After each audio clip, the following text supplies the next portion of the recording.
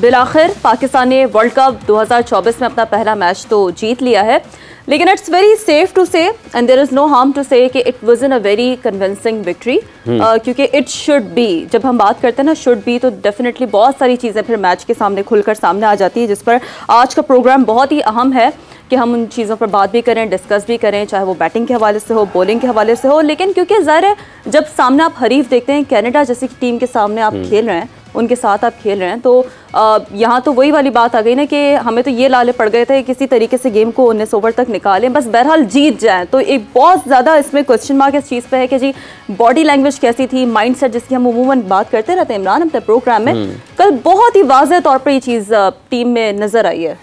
बिल्कुल ऐसे काफ़ी ऐसी बातें हैं जिन पर कैसे नुकात हैं जिन पर हम गुफ्तगू कर सकते हैं हमारे माहिरीन से कि उन्होंने कल इस मैच को जब पाकिस्तान के सामने यूएसए से अपना रन रेट बेहतर करने के लिए हदफ मौजूद था कि आप 13.5 ओवर्स में अगर उस हदफ को हासिल करते हैं तो आपका रन रेट बेहतर हो सकता है। तो क्या पाकिस्तान टीम इस हिकमत अमली के साथ खेली कि हमें पहले मैच जीतना चाहिए, रन रेट बेहतर होता है या नहीं होता ये बाद में देखा जाएगा। तो क्या ये एक दुरुस्त सोच थी, क्या एक जारहाना सोच थी, या फिर वो सोच थी जिसकी ज़रूरत थी, या फिर ये सोच इसलिए आई कि पाकिस्तान क्रिकेट टीम पहले 2 मैचेस हार चुकी है और जिस तनकीद का उन्हें सामना करना पड़ा है उसके बाद वो कोई भी एक ख़तरा मोल लेने को तैयार नहीं थे। तो ये वो एक सोच है जिसके ऊपर बात करेंगे कि ऐसा क्यों हुआ। पाकिस्तान की पहली फ़तह, लेकिन क्या ये वाकई एक पुरएतमाद फ़तह है, एक इत्मीनान बख्श फ़तह है या नहीं है। बहरहाल इस पर बात कर रहे हैं पाकिस्तान क्रिकेट बोर्ड के साबिक़ चीफ सेलेक्टर जनाब टेस्ट क्रिकेटर मोहम्मद वसीम साहब। वसीम साहब अस्सलाम वालेकुम। वालेकुम अस्सलाम। तो बड़े मुस्कुरा रहे हैं सर आज भी आप। 2 पॉइंट्स आए हैं सर। ओए खाता खुल गया, अकाउंट ओपन हुआ है। इसको कहते हैं। सुहेल तनवीर साहब भी आज यहाँ पर मौजूद हैं, हवा के दोष पर थे, आज ज़मीन पर। अस्सलाम वालेकुम जी। बहुत बहुत शुक्रिया आपका, आप तशरीफ़ लाएँ। सुहेल साहब, ये जो अप्रोच थी पाकिस्तान की, क्योंकि हम जीते हैं, ठीक अच्छी बात है, जैसा कि वसीम साहब ने कहा कि 2 पॉइंट मिल गए, लेकिन 13.5 ओवर्स का भी एक हदफ था पाकिस्तान के सामने कि उसको भी हासिल करना है। तो आपके ख्याल में वाकई ये एक दुरुस्त हिकमत अमली थी कि पहले मैच जीता जाए, रन रेट को एक तरफ रख दिया जाए? मेरे ख्याल में पिच को देखते हुए और स्पेशली जो 2 मैचेस आप हारे हुए थे तो आप रिस्क नहीं ले सकते थे, क्योंकि ऐसी ट्रिकी पिच है कि इसके ऊपर कुछ भी हो सकता था। कोई भी बॉलिंग यूनिट हमने देखा है कि वो चाहे किसी छोटी टीम का भी हो, दे आर थ्रेटनिंग। तो जो बैक ऑफ द माइंड आपकी चीज़ें हैं, वो यूएसए वाला मैच चल रहा हो, इंडिया वाला चल रहा हो, तो आई थिंक कि हाँ लेटर ऑन जब आपको लग गया कि अब हम 80-85 for 2 थे, तो वहाँ से थोड़ा सा और एक्सीलरेट हो सकता था। बट आप ये देखें कि अगर हम क्वालिफिकेशन की बात कर रहे हैं तो यूएसए को दोनों मैच हारने हैं तो ही हम क्वालिफाई करेंगे। अगर वो हारेंगे तो कुछ ना कुछ मार्जिन से हारेंगे। प्रेडिक्शन ये भी है कि यूएस और आयरलैंड के मैच में बारिश भी हो सकती है, वो तो फिर आप you can not control. But इसमें अगर यूएसए हारता है दोनों मैच, उनका रन रेट डेफिनेटली नीचे आएगा। वो भी उसकी है, वो आपने जैसा भी जिक्र कर रहे थे कि इतने रन से। हाँ, तो अगर पाकिस्तान अगला मैच भी जीता है तो ऑब्वियसली वहाँ पे भी आपके पास मार्जिन होगा कि आप जल्दी कर सकते हैं। तो मेरा नहीं ख्याल कि इस स्पेसिफिक मैच में आपको बहुत ज़्यादा एफर्ट करने की ज़रूरत थी। हाँ, एंड पे जैसे मैंने कहा कि जब आपको लग गया कि आप नज़दीक आ गए हैं टारगेट के, तो वहाँ पे थोड़ा सा स्लाइड पुश करके तो उसको जल्दी ख़त्म कर सकते थे। बट आई फील कि in start it was right approach कि आप पहले मैच फिनिश करें, क्योंकि एज ए सेड कि जो 2 मैच आप पहले हारे हुए थे वो भी आपके बैक ऑफ द माइंड चल रहे होते हैं। अच्छा वसीम साहब, यहीं से एक सवाल पैदा होता है, जैसे सुहेल साहब ने कहा कि एक था आपके जहन में और आप मैच को जीतें, और जो इन्होंने सूरत हाल मुस्तकबिल को देखते हुए बयान की कि यूएसए दोनों मैच हारता है, पाकिस्तान अपना जीता है, यूएसए वैसे हारता है जैसे रिक्वायरमेंट है पाकिस्तान की या ज़रूरत है पाकिस्तान की, और पाकिस्तान अगला मैच वैसे जीतता है। तो ये तो वो वाली एक हिकमत अमली पाकिस्तान क्रिकेट टीम की नज़र आती है, जैसे आप कोई मैच खेल रहे हैं और उसको डीप लेके जाने की कोशिश करें, 15वां 16वां 17वां 18वां आखिर तक उसको कोशिश करें कि वहाँ तक जाए कि आप मैक्सिमम सेफ्टी फर्स्ट वाले सूरत हाल के तहत। देखें, सेफ्टी फर्स्ट जो है ना, सेफ्टी फर्स्ट क्या है कि आप सुपर 8 के लिए क्वालिफाई करें। तो वो जो अप्रोच आपको नज़र आ रही है ना, देखें जो चीज़ें अभी सुहेल ने कहा कि कुछ चीज़ें आपके कंट्रोल में नहीं है, बारिश आपके कंट्रोल में नहीं है, टॉस नहीं है, बहुत से ऐसे अनकंट्रोलेबल्स हैं। लेकिन आपके कंट्रोल में क्या है कि आप हमेशा वर्स्ट का सोचते हैं ना कि वर्स्ट केस सिनारियो में क्या हो सकता है। तो वो वही हो सकता है कि रन रेट के ऊपर बात आए तो फिर यही मैच आपके गले पड़ सकता है। तो वो आप एक सेफ जोन के अंदर जाएं। अभी सोहेल भी यही बात कर रहे हैं, जब आप 70-80 रन आपने किए हैं, देखो विकेटों के पॉइंट्स कोई नहीं है कि आप 8 विकेटों से जीते हैं, 9 विकेटों से जीते हैं या 1 विकेट से जीते हैं।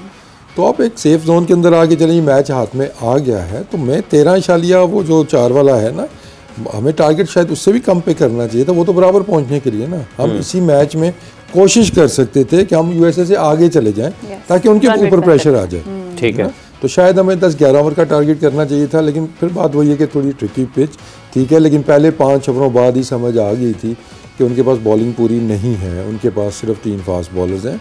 चौथा फास्ट बॉलर होता तो हमें मुसीबत पड़ सकती थी।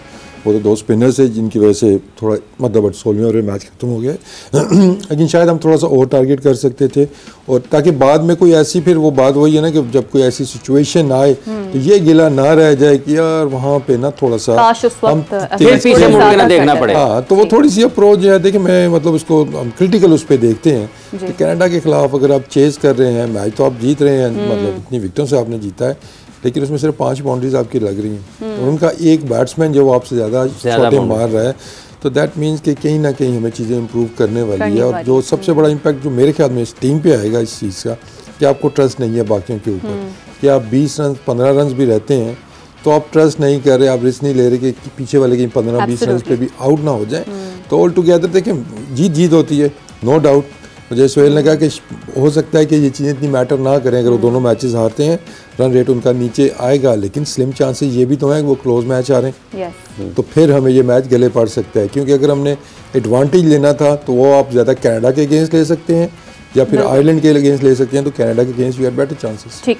अच्छा सोहेल, जो आपने बात की ना पिच की, there is no harm to debate on this, definitely हम ये बात करते रहें, लेकिन इसी पिच पे कल आई थिंक जॉनसन के 44 गेंदों पर 52 रन, तो आई एम श्योर कि उसका कोई मरीख से दूसरी पिच तो आई नहीं थी। तो बात होती है पर अल्टीमेटली टेक्निक की और उस पर रिस्क लेने की। अच्छा, यही चीज़ हमें फ़खर के वक्त में भी नजर आई है, क्योंकि डेफिनेटली ऐसा लग रहा था कि कहीं ना कहीं इंस्ट्रक्शंस दी हुई कि जी टुक टुक करके एक रन बना ले, क्योंकि ज़ाहिर है उस वक्त वो चीज़ें वो देखने को मिली है वैसे कि जी, और जहाँ तो ऐसे सीरियस कन्वर्सेशन में यूज़ हो रहा था टुक टुक नहीं, आई मीन ये चीजें तो हमें क्लिक हुई है ना मैच के दौरान, मतलब क्योंकि जहां उसने रिस्क लिया तो वहां बोल्ड हुए। देखिए जॉनसन की आपने बात की, उनके ऊपर एक्सपेक्टेशन का कोई वो बर्डन नहीं था, कनाडा के ऊपर कोई एक्सपेक्टेशन का बर्डन नहीं था as compare to Pakistan team.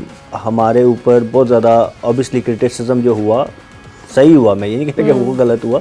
आप जब 2 मैचेस इस तरीके के हारे होते हैं ना, तो आप as a player as a team बहुत ज़्यादा बैकफुट पे चले जाते हैं। बहुत कम मैंने देखा ये ऑस्ट्रेलियन, वो हम बात करते हैं मेंटालिटी, ऑस्ट्रेलियन अप्रोच, वो इस तरह की सिचुएशन में वही ब्रेवरी दिखा सकते हैं। नॉर्मली टीमें जो हैं वो शेल में चली जाती हैं। ये हमारा माइंडसेट रहा है, न सिर्फ हमारा, पूरी एशियन आप बल्कि बाकी जितनी भी टीमें, मैंने एक ऑस्ट्रेलिया को देखा है कि वो हर सिचुएशन में तगड़े होके आते हैं।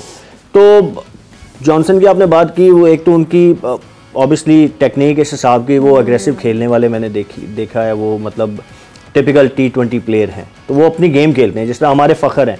अगर वो ओपन कर रहे होते तो शायद वो भी उसी तरीके से खेलते। बट जो वसीम भाई ने बात की ना कि हमें अपने 2 बैट्समैन के अलावा किसी के ऊपर इतना ट्रस्ट ही नहीं रहा, और उसमें मैं उन 2 बैट्समैन को अभी ब्लेम नहीं करूँगा, क्योंकि हमने बाकी जो हमारे बैट्समैन हैं उन्होंने शो किया है कि वो क्यों हम पे ट्रस्ट ना करें। आप अभी इस सिनारियो में अगर आप देखें ना, लेटली ये 2 सीरीज़ और प्लस ये 2 मैचेस जो लास्ट हुए, उनमें पूरी अपॉर्चुनिटी मिली, लेकिन हमारा एक शादाब ने 40 किया, नोबडी स्टूड अप।